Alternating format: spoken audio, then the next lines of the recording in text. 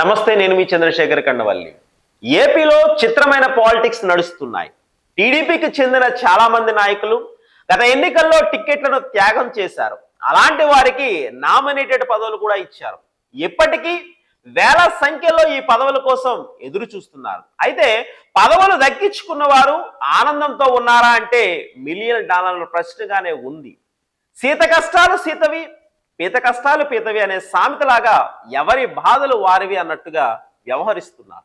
దీనికి కారణం పదవులు ఇచ్చారు తప్ప అధికారాలు ఇవ్వలేదు. పోని ఒకరిద్దరికి అధికారాలు కూడా ఇచ్చారని అనుకున్న నిధులు కేటాయించలేదు.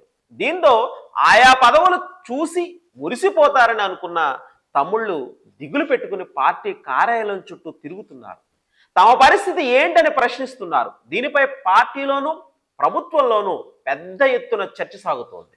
మరోవైపు వ్యతిరేక మీడియా దీనిని హైలైట్ చేస్తూ గతంలో ఇలానే కార్పొరేషన్లు ఏర్పాటు చేసి నెలలు గడిచినా అప్పట్లో కార్యాలయాలు ఏర్పాటు కాలేదు, నిధులు కూడా ఇవ్వలేదు. దీంతో ఆ ఎఫెక్ట్ ఎన్నికలపై పడింది.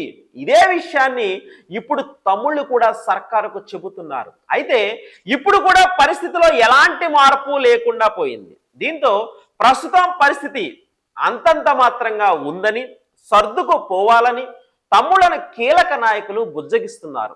పదవులు ఇవ్వాలని చంద్రబాబు గారు గట్టిగా నిర్ణయించుకునే మీకు ఇచ్చారు. సౌకర్యాల విషయంపై చర్చిస్తున్నారు.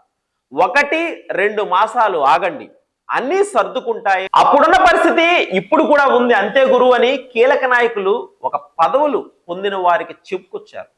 అయితే మరికొన్ని రోజుల్లోనే ఈ సమస్యకు పరిష్కారం చూపుతామని చంద్రబాబు గారు కూడా వ్యాఖ్యానించినట్లు తెలుస్తోంది.